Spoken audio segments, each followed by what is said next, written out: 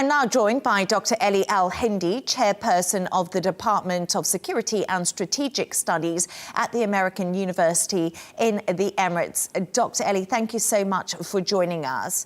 So the US is an ally of both Qatar and Israel. How vital is today's meeting for smoothing over relations after Israel's attack on Doha just on Tuesday earlier this week?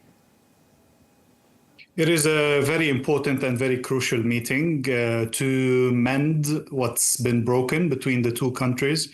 We have to remember the background of Qatar, and Qatar being not only a mediator and a neutral country in certain conflicts, but also an advanced ally of the US to communicate and to deal and to negotiate with different entities, including the Taliban, including Hamas currently, and many others under the table and in public. So Qatar has played a very, very active role in supporting US interests and US policies in the region.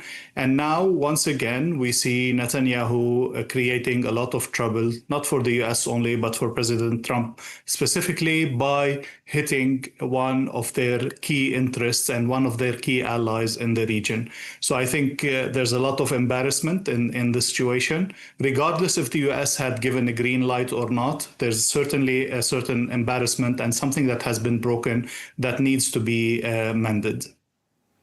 And let's just pick up a little bit more on that, Dr. Elie, because in an interview with CNN, Qatar's Prime Minister said Israel's attack in Doha was state terror and killed any hope for hostages remaining in Gaza.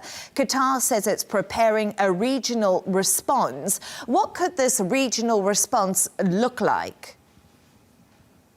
I think the whole region is now, like the rest of the world, potentially fed up with Netanyahu and his careless actions and his continuous opening of new conflicts without any vision of the day after, without any political aims of these wars, simply fighting on so many fronts. I think the region altogether, but the Gulf more specifically, will move together to a clear stand on what's happening in Gaza, on the Palestinian issue altogether, and on the position from Netanyahu. If I want to imagine what kind of response would this be, I can definitely see that the Abrahamic Accords will be on the table. The relations with Israel on the broader sense will be on the table, and definitely the issue of the two-state solution on the table, much more than specific details about the Gaza conflict and the hostages. There's certainly direct damage on the negotiations of Gaza, but I think there's a lot more damage on Israel's relations with the region altogether. All what has been built for so many years, for maybe a decade, in the works, now is being destroyed by Netanyahu's recklessness. And Dr. Elie, Qatar has a large military base, and the Qatar Sovereign Wealth Fund invests a lot of money in the US. Can the country now trust the US to protect it following what we saw happening on Tuesday? I do believe that both countries need each other. They are strategic partners, and I don't think there will be a big separation in that sense, neither in investments, nor in the strategic alliance, nor in the presence of the American base in Qatar. I think this can be amended, and this is why the meeting came very quickly and at that high of a level.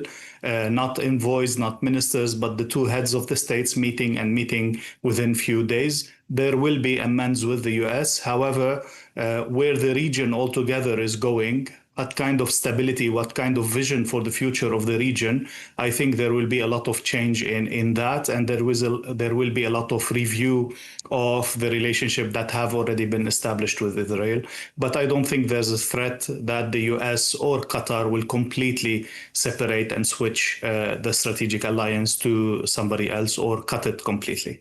And Dr. Elie, we're just getting some lines through actually on the newswire, and US Secretary of State Marco Rubio will travel to Israel and Britain from Saturday, the statement says, and Rubio will discuss fighting anti-Israel actions, including unilateral recognition of a Palestinian state, and also he will reaffirm US commitment to Israeli security. Are we surprised that Rubio is going to the region? Not at all. I think, again, this is part of fixing the situation.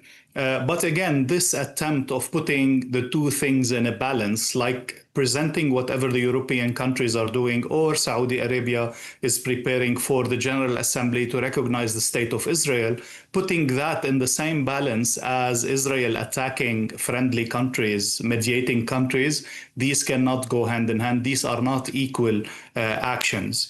Neither Britain, nor France, nor any of the US allies, nor even Saudi Arabia, when they are speaking about the two-state solution, when they are speaking about the necessity to create a state called Palestine with the minimum of sovereignty and dignity for its people, they are not saying Israel has not the right to exist. They are not being anti-Semitic. They are not being anti-Israel in general. They are being realistic in saying this is the only way out of the situation. So definitely the US will try to balance, but I don't think that there is equality in the two issues. Israel needs to stop its reckless aggressions, as we called them, and be more serious about peace process, more serious about the day after discussions, and more realistic in its way of dealing with the Palestinian cause and the Palestinian people who are under its control, be it in the West Bank or Gaza. Dr. Elie Al-Hindy, thank you so much for joining us and for your insights, as always.